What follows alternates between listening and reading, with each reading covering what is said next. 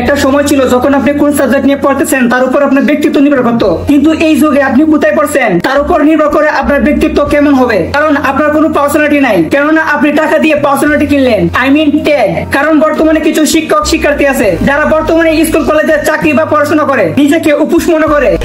তুমি ঠিক তো হোয়াটসঅ্যাপ, তোমাদের কি অবস্থা? My name is Badsha, welcome back to Badsha সাহেবের এলাকা। আমরা পারিবারিক শিক্ষা নিয়ে স্কুলে ভর্তি হই, তারপরে কলেজে ওঠার সাথে সাথে নিজের অজান্তে ছোটখাটো ভুল করে ফেলি। কিন্তু এই সমস্ত ভুল চালিয়ে যখন কিছু কিছু লম্পট শিক্ষক ছাত্রীরা বুতুর বুতুর করে, তখন এইটাকে কি বলে?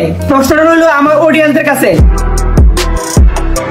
ইয়াস, ইউনিভার্সিটির মেয়েরা খুব কুল হয়, কারণ এরা শারীরিকভাবে উত্তেজিত থাকে, যার জন্য এরা ছোটখাটো ড্রেস পরে নিজেদেরকে ঠান্ডা রাখে। Not everyone, but definitely so many one. গালাগালি তো আমরা সবাই করি, কিন্তু এরা ইংলিশে গালাগাল করতে পছন্দ করে।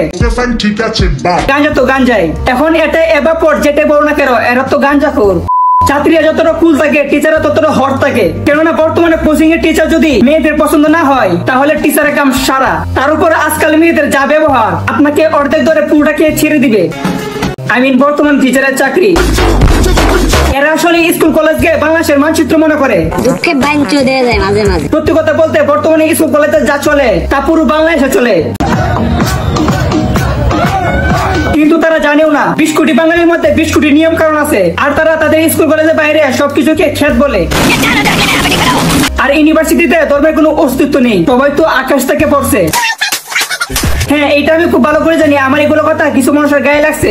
আপু চাবি যে মুড়ি খাও শেষরা।